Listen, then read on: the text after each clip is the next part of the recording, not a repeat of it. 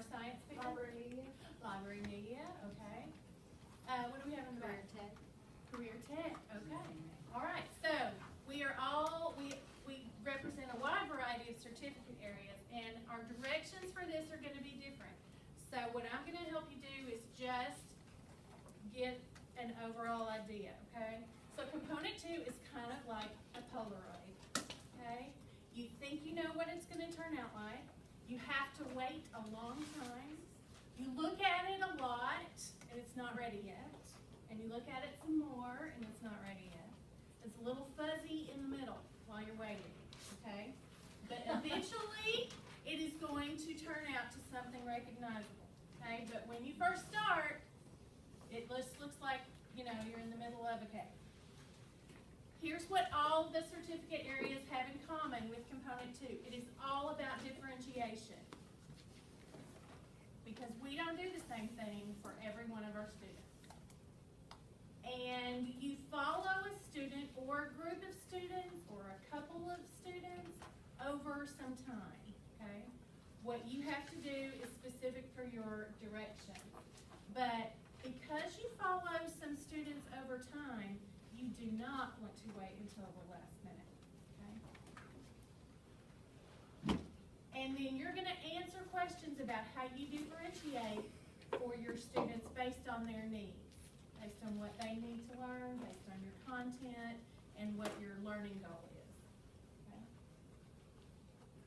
So it's kind of, we're getting a little, after you know what the big picture is, you have a little bit more of a rough idea. Here's the first 3 places to look. Look at your component instructions, okay? I'm going to show you where to find those in just a second. Look for the standards that are addressed in this component. You know, you may have 18 standards, 16 standards, but not all of them are addressed in component 2. So if reading and digesting 18 of them all at once is overwhelming to you, then look at the ones that are addressed in component 2 and study that chunk of standards and think about how I do this.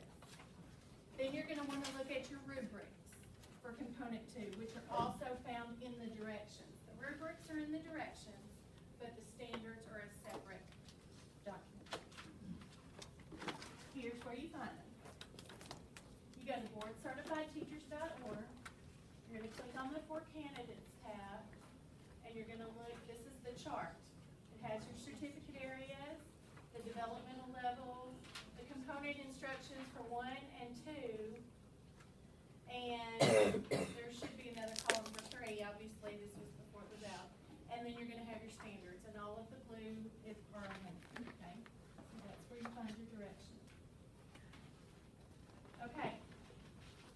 To address the standards that are in this component, it's going to look like this in your directions. It's just going to list them.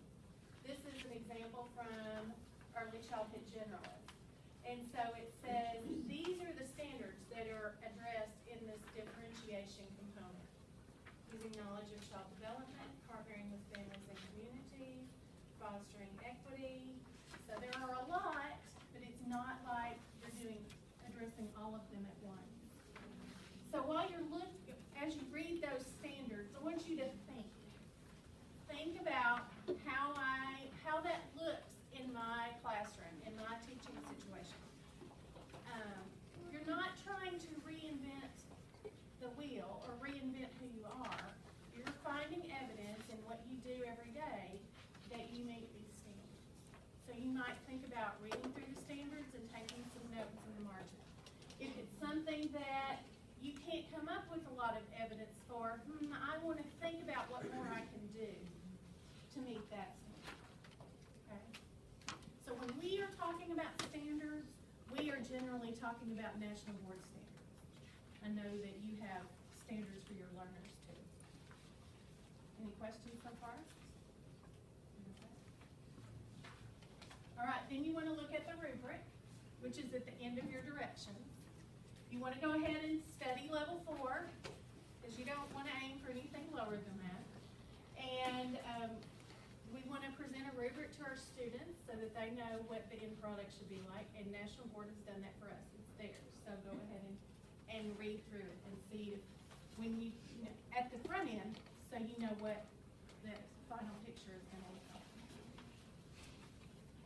Okay, so what we've talked about so far, you're gonna start with your component directions, the standards that are in that component, and then you're gonna look at your rubric level 4. And after you look at that, you're gonna have a more clear picture about what this component is gonna look like for you. Okay? Alright, so then after you've done that, it's starting to get a little more focused. You have an idea of what it is you're supposed to do, and it's kind of starting to come together. So now is when the panic sets in, because there are lots of directions, okay? Think about, what is the big idea of this component? What is it that I need to demonstrate?